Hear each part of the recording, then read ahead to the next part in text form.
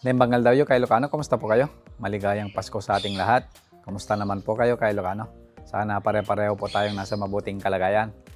So mag-update lang ako sa aking mga lagang ibon. Lilinisan lang natin yung mga kulungan nila kay Ilocano. Tapos i-update ko rin kayo sa ating pares na Indian ringneck. Kaya tara, samahan niyo po ako. Nembangal daw kay Ilocano, kumusta po kayo? So Merry Christmas, Snow. Snow, Merry Christmas. Hello, Tor. Merry Christmas. Si Tor kay Ilocano. Hindi pa sila magkaibigan kay Ilocano. Yan, no? Ang layo pa ng ano nila. Hindi pa sila nagbabanding. Talagang matapang tong hen natin kay Ilocano. Yan. Yan din yung mga kakatil natin. Yan. So, hindi naman sila nabulabog kagabi sa mga paputok kay Ilocano. Ito rin yung mga ibon natin, Ilocano, nandito sila yung mga kakatil natin. Yan.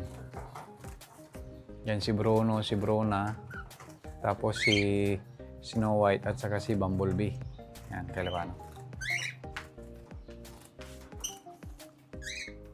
So, dito rin kay Ilocano, yung back-to-back na Lutino natin.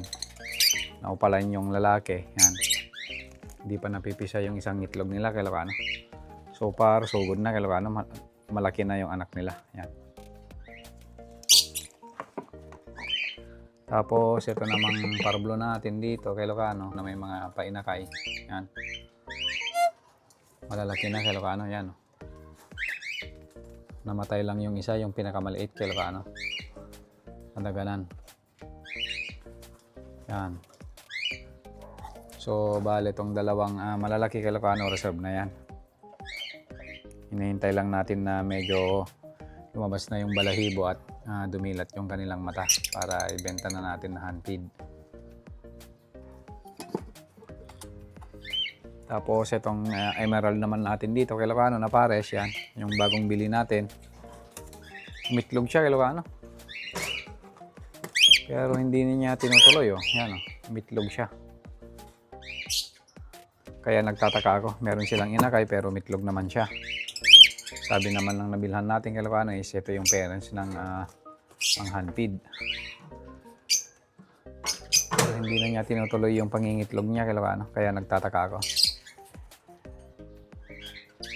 Tapos nandito rin si Guwapo at saka si Guwapa kay Ilocano. Sold na rin to kay Ilocano, reserve na rin. Hinihintay lang natin na pick upin yung bibili. Hindi ko sana ito ibebenta kay Ilocano kasi magandang breeder to. Tapos ito naman si Guwapa yung hen natin. Magandang parisan to kay Ilocano. Talagang matured na. Pero na-sold out na natin. So ito, meron din pa tayong lovebirds dito kay Ilocano. Pinapagulang natin. Bale mag-ama to. Itong dalawang to mag-ama sila kay Ilocano. So lilinisan lang natin kay Ilocano itong mga kalat nila dito sa may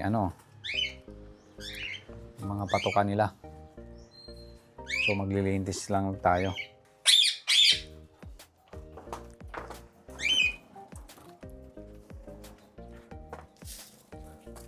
Maglinis lang tayo kay Ilocano sa mga dito sa baba ng mga cage natin. Kasi makalat din tong mga nila. Mga pagkain.